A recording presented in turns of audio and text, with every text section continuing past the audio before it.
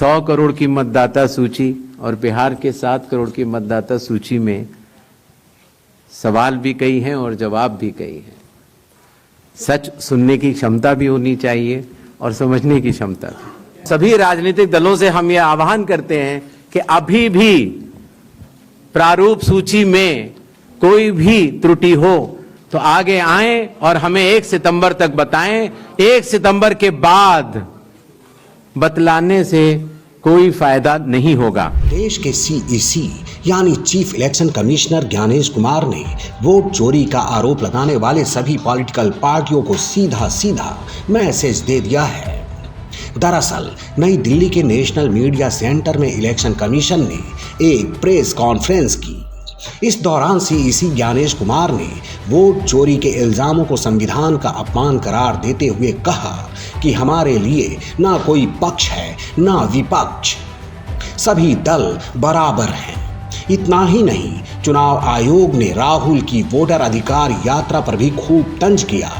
CEC ने कहा कि कुछ नेता जानबूझकर भ्रम फैला रहे हैं, यह संविधान का अपमान है। हर राजनीतिक दल का जन्म चुनाव आयोग में रजिस्ट्रेशन से ही होता है, तो फिर चुनाव आयोग उन्हीं राजनीतिक दलों में भेदभाव कैसे कर सकता है? चुनाव आयोग के लिए न तो कोई विपक्ष है न तो कोई पक्ष है, सब समकक्ष हैं।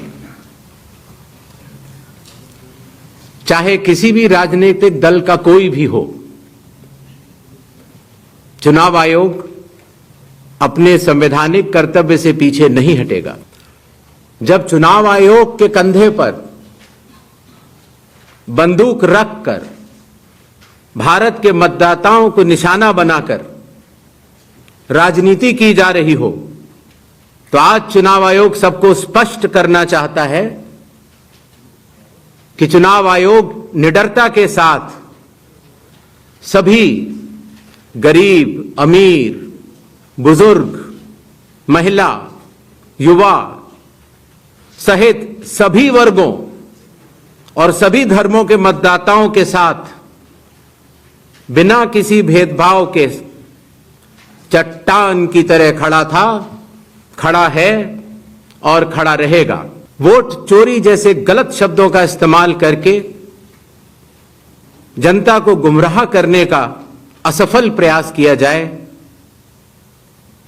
तो यह भारत के संविधान का अपमान नहीं तो और क्या है। वहीं बिहार में एसआईआर के नाम पर 65 लाख वोटर्स को हटाए जाने की बात पर प्रतिक्रिया देते हुए ईसी ने कहा है कि हमारे दरवाजे सबके लिए खुले हैं। बूथ लेवल ऑफिसर्स पार्टियों और वोटर्स के साथ पारदर्शी तरीके से काम कर रहे हैं। बूथ लेवल ऑफिसर हमारे बिहार के लगभग 90,000 booth level officers 7 crore 89 lakh लोगों के घर घर जाकर उन्होंने एक एक व्यक्ति को एन्यूमरेशन फॉर्म दिया।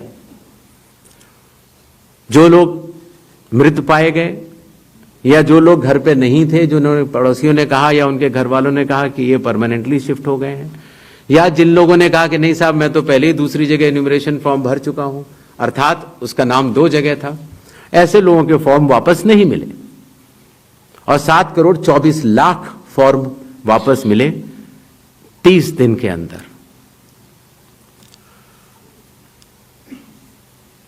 इनमें से एक सवाल यह था कि कितने नेपालीज हैं और कितने बांग्लादेशीज। पहली बात तो मैं स्पष्ट कर देना चाहता हूं कि भारत के संविधान के अनुसार सिर्फ भारत का नागरिक ही एमएलए और एमपी का चुनाव कर सकता है। किसी और कोई अधिकार, किसी और देश के नागरिक को यह अधिकार प्राप्त नहीं है। अगर ऐसे लोगों ने एन्यूमरेशन फॉर्म भरा है तो एसआईआर की प्रक्रिया में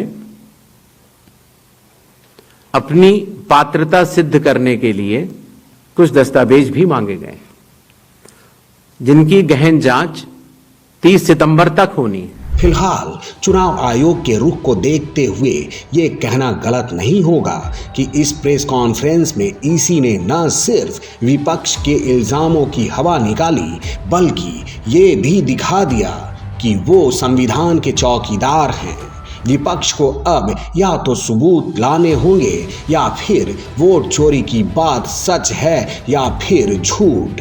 जनता इसका अंदाजा खुद लगा लेगी।